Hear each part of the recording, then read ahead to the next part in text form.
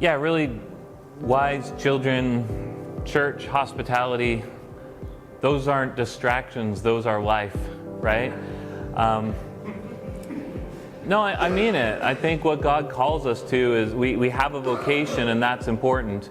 But what we tend to do, my vocation as a writer, if I'm not careful, that becomes the point of my life, and I can lose sight of other things. So you think about it as a pastor, you are qualified to your ministry because of the way you interact with your wife and children. So your wife and children can, if you're not careful, become a distraction from your ministry, right? Your ministry can become the main thing.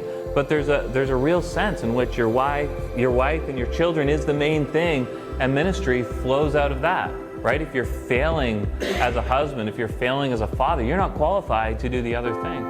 And so for me as a writer, and as somebody who writes about Christian things in a public place, I want to be very, very careful that I'm continuing to be a faithful father and a faithful husband, and not just living this life that's divided where I'm bad husband, bad father, but writing about fatherhood, writing about marriage. And you could find out there's a lot of marriage experts who have very, very bad marriages. There's a lot of parenting experts who have rotten kids or have a rotten relationship with their kids because their ministry has become their focus and they've taken their eyes off what matters far, far more in the eyes of God. So I think that's one of the challenges for us, that when we're busy in ministry, when we're busy in our vocation, and here comes this interruption, it might be visitors, an opportunity to extend hospitality. We've got to weigh those things carefully. Am I going to step away from what I'm doing and extend hospitality here? What is God wanting me to do in this moment? Those are hard decisions. And I think in the end, look, as elders, we have to be husband of one wife. We have to faithfully parent our children.